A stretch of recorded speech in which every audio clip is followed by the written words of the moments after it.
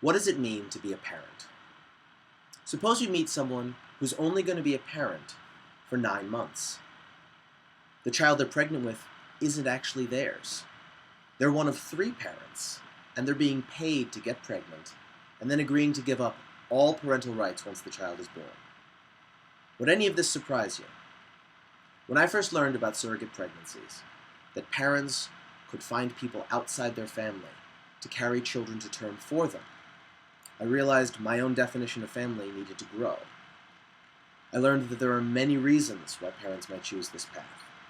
Surrogacy can help to overcome several biological obstacles.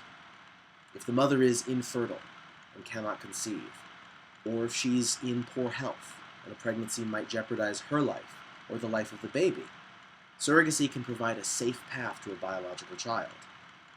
Or both parents might be men, perfectly healthy, able to donate sperm, but unable to donate eggs and unable to get pregnant. There may also be circumstantial obstacles. If for whatever reason you cannot deal with the process of getting pregnant, you can pay someone to do it for you. Whatever the reason you arrive at this decision, the path to surrogacy has been around for centuries. References to surrogacy is made in the Old Testament, and it was a known practice amongst cultures that had polygamous marriages.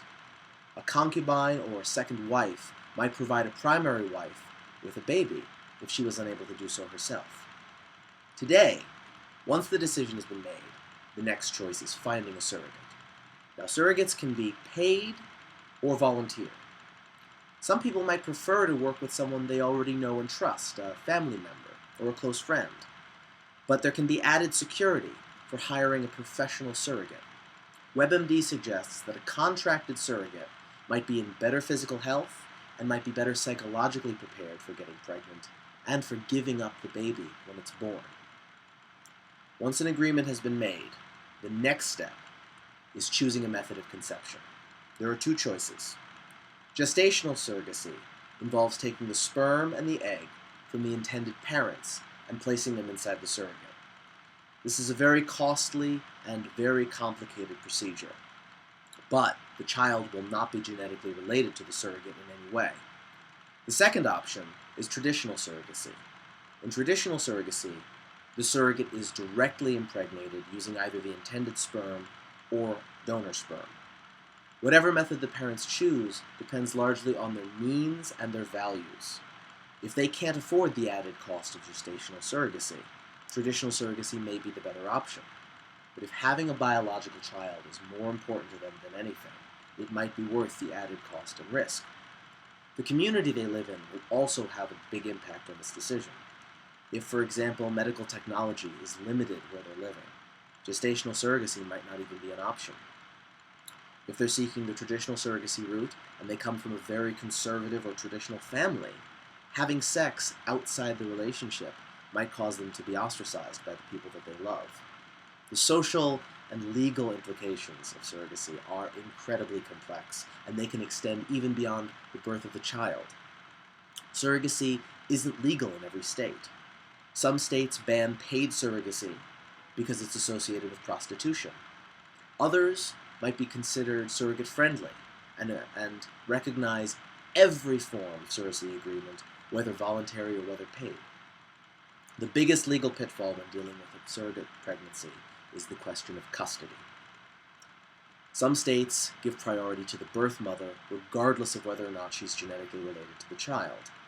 Other states refuse to recognize any surrogacy contract, whether paid or voluntary. And in these cases, the surrogate can demand the child back even after they've been paid and even after the child has been delivered to the intended parents.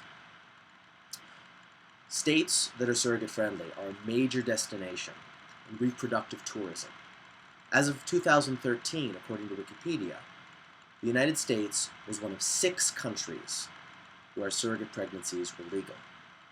The technological, social, and cultural implications of surrogate pregnancies are part of an ongoing debate involving human rights, cultural diversity, and genetics.